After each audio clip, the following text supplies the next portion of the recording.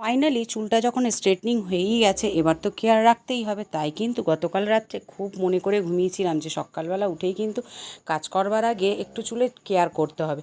তাই জন্য দেখো, এই যে গতকালে এতক্ষণ ধরে পার্লারে বসেছিলাম, গাটা একটু ম্যাজ ম্যাজ করছিল। সকালবেলা ঘুম থেকে উঠেই কিন্তু ভালো লাগছিল না, ঘাড় ফাড় ব্যথা করছিল। যাই হোক, স্নান ফান সেরে দেখো এবার কিন্তু চুলে একটু সিরামটা লাগিয়ে নিচ্ছি। জাস্ট হালকা করে ভাবে নিয়ে এইভাবে লাগিয়ে নিচ্ছি। দেখো, জাস্ট শাইনিংয়ের জন্য। 3 দিন তো জলও লাগাতে পারবো না, আর 3 দিন কোনো শ্যাম্পু বা কোনো কিছুই কাজ করা যাবে না চুলের সাথে। তাই জন্য জাস্ট সিরামটাই ইউজ করতে পারবো। ভালো করে কিন্তু হালকা করে একটু মাসাজ করার পর একটু আঁচড়ে নিলাম চুলটা।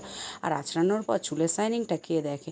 আমার লুকসটা কেমন লাগছে তোমরা কিন্তু একটু কমেন্ট করে জানিও, আর ভিডিওটা ভালো লাগলে কিন্তু একটু শেয়ার করে দিও।